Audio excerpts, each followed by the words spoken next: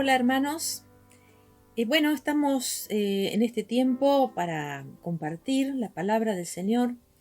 Y bueno, como todos sabemos, estamos pasando un tiempo difícil, un tiempo de pandemia, donde muchos están pasando situaciones realmente complicadas. Las personas que se han enfermado o tienen un familiar enfermo o que está internado y no lo pueden ver, el miedo a contagiarse, que ha provocado angustia en muchas personas, inclusive hay gente que ha caído en una paranoia que lo lleva a agredir, a odiar, incluso hasta a sus propios familiares o al personal de salud, como en esos casos lamentables que hemos escuchado, que le han mandado mensajes y agresiones a los médicos. ¿Cómo puede sentirse la persona que está trabajando en salud y que está arriesgando su vida para ayudar a los demás y para hacer su trabajo y que la gente los agreda, tener que llevar a cuesta su propio miedo a contagiarse y además soportar el maltrato? ¿Cómo la pasa el que se enfermó, ya sea de este virus o de cualquier otra enfermedad y tiene miedo de morir? ¿Cómo se siente el comerciante que tuvo que cerrar su negocio o el empleado que quedó sin trabajo? O la maestra que tiene que aprender a resolver desde una pantalla cosas y situaciones que requieren un trato personal.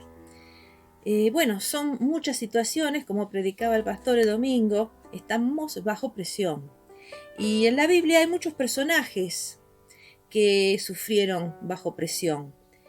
Uno de ellos, que me interesó para que lo compartamos hoy, es Agar, la sierva de Sara y Abraham. Podemos encontrar la historia en el capítulo 16 del libro de Génesis. Esta mujer era una mujer que sufrió violencia en una cultura que realmente era patriarcal y esclavista. Ella no tenía opción. Fue vendida como esclava y su vida estaba a merced de sus dueños. Y como era costumbre en aquella época, cuando una mujer no podía tener hijos, si era rica, subrogaba, alquilaba un vientre. Solo que la que ponía el vientre era una esclava y no tenía derecho a negarse. Era entregada como mujer a su patrón y estaba obligada a tener relaciones y reconcebir un hijo que no iba a ser suyo, sino de sus amos. Esta era la realidad que vivió Agar. La falta de fe de Sara y Abraham los llevó a practicar esta costumbre que para ellos no era malo porque era lo habitual en la cultura que vivían. Cuando Agar se embarazó, se creyó privilegiada y empezó a despreciar a su patrona. Sara no se lo dejó pasar, por supuesto, y empezó a maltratarla. Tanto fue que la vida se le hizo insoportable y Agar huyó.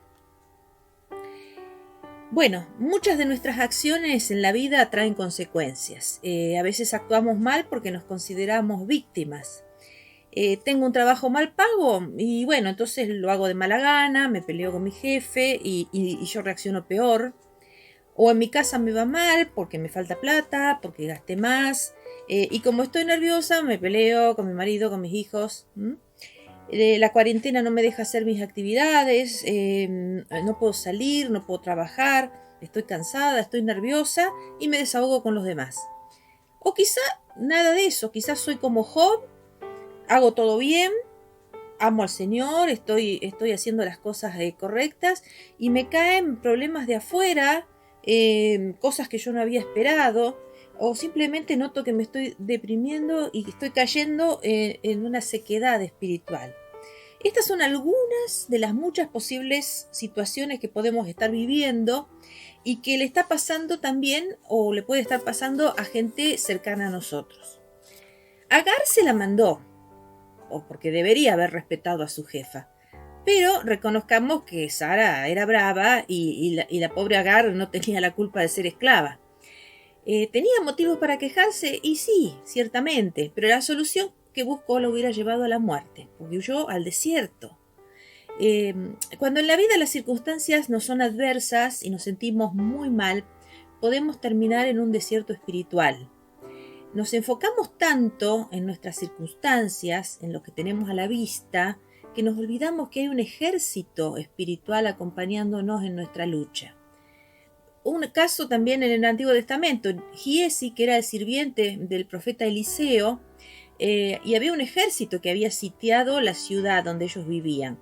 Este joven estaba tan angustiado que el profeta le pidió a Dios que le abriera los ojos espirituales. Y Giezi vio entonces un enorme ejército de ángeles, de guerreros espirituales que estaban rodeando y protegiendo la ciudad. Y Agar, como Giezi, no veía más allá del problema que tenía. Su angustia era tal que no encontraba salida, y la solución que buscó es como todas las soluciones que emprendemos en nuestras fuerzas. Es inútil, peligrosa, porque nos puede destruir. Imagínense cuánto tiempo hubiera podido sobrevivir en el desierto sin agua, sin comida, sin recursos. Cuando los problemas nos alejan de Dios, que es la fuente de agua viva, cuando dejamos de alimentarnos con su palabra, cuando nuestro espíritu se consume en un desierto que va apagando nuestra vida espiritual.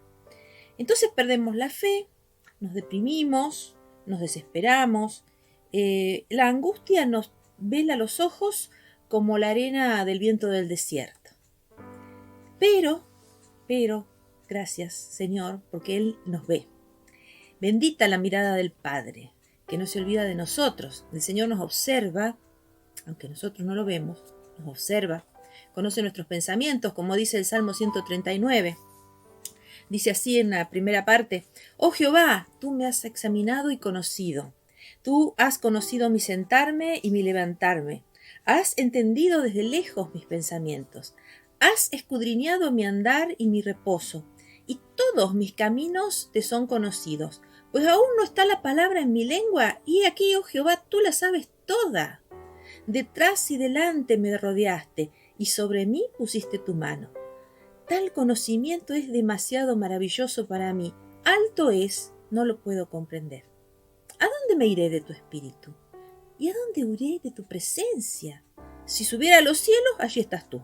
Y si en el Seol hiciere mi estrado, he aquí, allí tú estás. Si tomare las alas del alba y habitar en el extremo del mar, aún allí me guiará tu mano y me asirá tu diestra. Y así fue lo que le pasó a Agar. El ángel del Señor la encuentra. Esta es la primera vez que en la escritura aparece la frase el ángel del Señor. Y al compararla con otros pasajes, vemos que esta frase se refiere a una teofanía, que es la aparición de Cristo, del Cristo, antes de ser encarnado en Jesús. El Señor vio a Agar y la buscó. El ángel le pregunta: Agar, sierva de Sarai, ¿de dónde vienes? ¿Y hacia dónde vas? Y Agar solo sabía de dónde venía, pero no tenía idea de a dónde ir. Pero el Señor sabía quién era ella. La llama por su nombre y también sabía cuál era su identidad. Sierva de Sarai, le dice. ¿A dónde vas? ¿A dónde vas?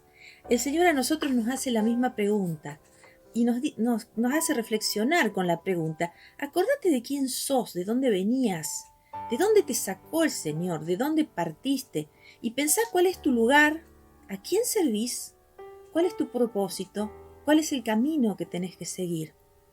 Entonces le dice a Agar algo conmovedor quizás o impactante: regresa a tu señora y sométete a su autoridad. Podría haberle dicho: mirá, tu señora es injusta, tenés razón, la voy a castigar o te voy a llevar a otro lugar. Pero el Señor le dijo: volvé y sométete. ¿Qué hubiéramos hecho nosotros? ¿Cómo sería nuestra reacción?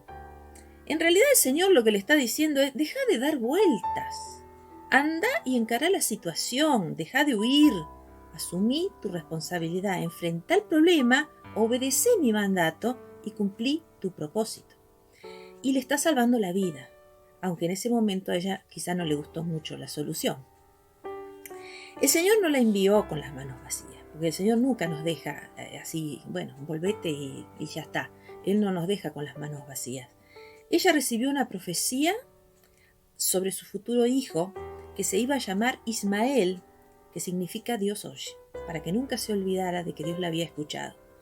Y una promesa de bendición y multiplicación que iba a afectar a toda su descendencia. Y Agar obedeció, porque entendió que se había encontrado con el Dios viviente y ese Dios la veía, y para ella eso fue un impacto tremendo. ¿Se imaginan? De estar corriendo en el desierto, desesperada, pensando que ya no tenía solución, y de pronto que Dios se le aparezca, el Señor se le apareció y le dio esta promesa y esta orden también, ¿no? Por eso ella nombró este pozo, lo llamaba El Roí, que significa el viviente que me ve. Nosotros tenemos una fuente de agua viva que fluye para vida eterna, y es Jesucristo. Él es el Dios viviente que nos ve y nos pregunta: ¿a dónde vas? Él endereza nuestro camino y con él se atraviesan los valles de sombra y los desiertos. Jesús no aparta la mirada de nosotros. Por ahí nosotros no lo vemos, no nos damos cuenta, nos pasa como este otro siervo de Eliseo, que no vemos el ejército de ángeles que tenemos alrededor, pero nosotros somos el especial tesoro del Señor, porque nos amó tanto que dio su vida por nosotros. Entonces, esta pandemia, tu problema, tu circunstancia o cualquier cosa que sea que te angustia, puede ser tu desierto, ¿sí? Pero Jesús te dice: no huyas más, volvé, seguime a mí y vas a tener bendición y fruto abundante. Yo voy a estar con vos, y esa es una promesa que está en la palabra, todos los días hasta el fin del mundo, pase lo que pase. Yo te veo, te amo y sé lo que estás pasando. Él nos mira, Él nos ve.